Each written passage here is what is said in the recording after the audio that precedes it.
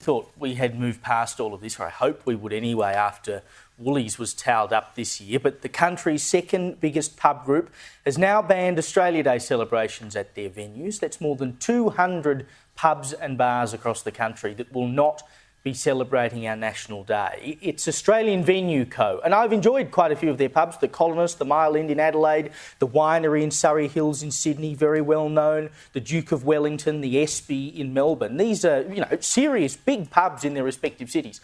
But I would encourage you to look up their website and make sure you avoid their pubs, because the only thing that can send a message here, of course, is your dollar. A spokeswoman for the Australian Venue Co said Australia Day is a day that causes sadness for some members of our community, so we have decided not to specifically celebrate a day that causes hurt for some of our patrons and our team. Paul, off the long run-up, had they not learnt the lesson of Woolies?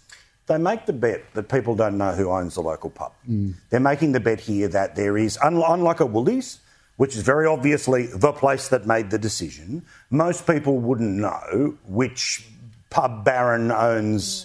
I always sort of think potentially part of the story here, apart from getting into the Australia Day stuff, is, geez, some people are allowed to really have some very large property holdings of things like pubs and the entertainment industry that gets them to a place where they have a form of market dominance. Second biggest company in the country that's doing it. The list of pubs in every state, we've all been to at least one or many of them. There are places that I've had annual festivities at, and those will be being withdrawn. As well they should be. And that's what we need to do in response to this stuff, as people did with Woolies, right? I mean, you look at the example with Woolies, there was a big backlash and they walked backwards 100 miles an hour. Well, and this is the thing, right, which is the assumption is that we have to do this because it's a day that causes much sadness. That's because, generally speaking, they only hear from one side of the conversation. The assumption of either things that are traditions or the people that would be pro the day, they're not ringing them to double-check, have you got the bunting up yet? But when it goes missing, but I will say this, right?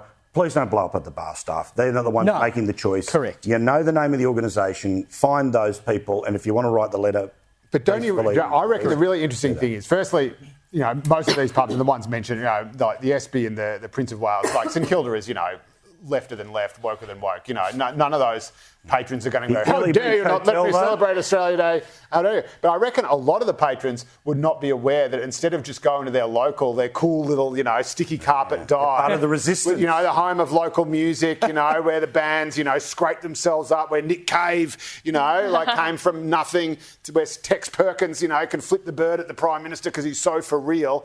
I bet they'd be a bit surprised to know they're, in fact, going to a pub that is just part of a giant corporate conglomeration that is now actually making corporate-wide decisions for its own commercial interest, because that is the only reason they do it.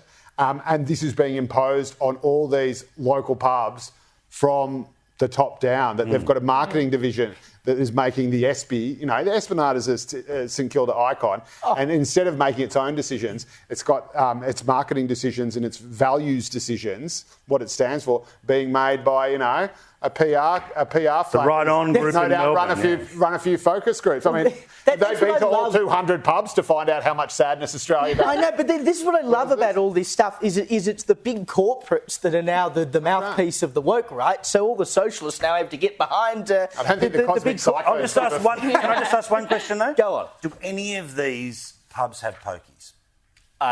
Because let's double check, right? You want to talk about sadness and presentation, all the rest of that, and I love a slap, right? Absolutely love one.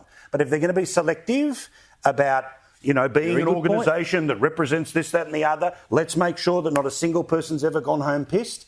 Let's make sure that nobody's ever got in a car and drunk drive. Let's make sure that, if you're going to be this joint, if you're going to be that, if you're going to take on we have a social responsibility beyond, responsible liquor or alcohol laws, well, it all applies. So double check if they've got the local pokies, and then, surprise, surprise, don't play them and watch how fast this changes.